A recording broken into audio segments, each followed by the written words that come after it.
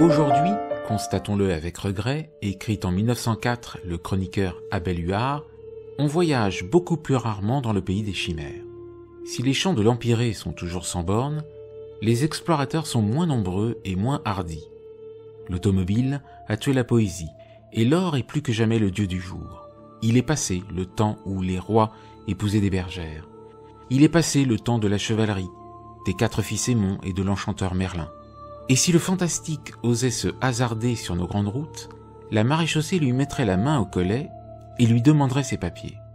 Hâtons-nous de recueillir les vieilles légendes, les souvenirs du temps passé, avant que les progrès de la civilisation aient achevé de rétrécir l'empire de la fantaisie et que le scepticisme grandissant ait fait disparaître la dernière fée et le dernier farfadet. Rassemblant 10 récits poignants, haletants, émouvants et surprenants, où s'entremêlent intimement légende et réalité, où créatures divines et fantastiques marquent de leur empreinte le quotidien des êtres humains, où le mythe le dispute à l'histoire, cet ouvrage, dont chaque ligne est une invitation à explorer la richesse d'époques révolues, est une odyssée au sein de l'univers surnaturel qui, à nos aïeux, était familier. Ainsi côtoierez-vous Dahu, qui causa la perte de la ville d'Is en s'éprenant du page Sylvain, après que son effrayante beauté, servie par une peau blanche, une chevelure rousse et des yeux affichant les couleurs de l'océan, eût attiré en nombre les amants au cœur du château des Maléfices.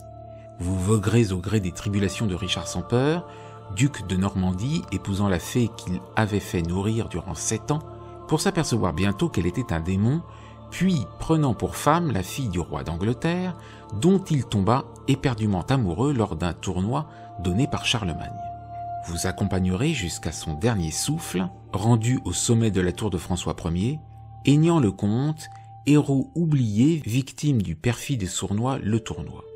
Avec pour compagne de voyage l'ineffable, pétillante et indomptable Diane de Boisbriand, dont l'esprit et la gentillesse l'avaient rendu dès l'enfance le jouet favori de la reine, vous vous emparerez de la clé menant à la chambre interdite de l'astrologue, nichée au cœur de la demeure de ses ancêtres.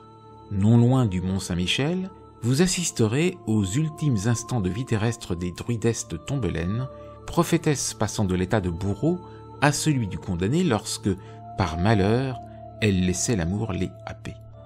Aux côtés de Jean de Calais, dont la bravoure et la noblesse des sentiments suscitèrent l'admiration de ses contemporains, vous prendrez part au fabuleux périple le menant de sa terre natale jusqu'au royaume de Portugal, en passant par une île à lui inconnue, lui valant de sceller son destin à celui d'une esclave qu'il entendit sauver du sort funeste qui lui était réservé.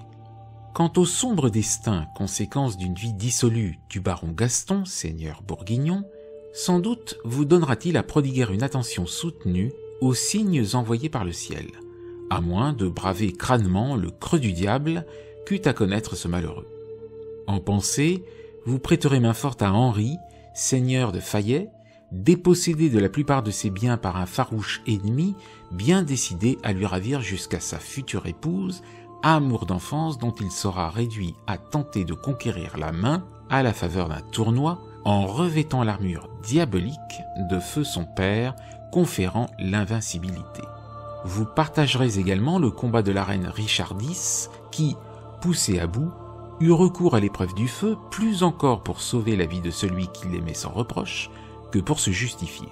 Enfin, vous comprendrez comment Merlin l'Enchanteur, conçu par le baiser de l'ange maudit et animé d'un esprit de révolte, d'une insatiable curiosité et d'un instinct de douceur, se rendit dans la forêt de Brocéliande pour y rencontrer la fée Viviane qui parvint à l'envoûter.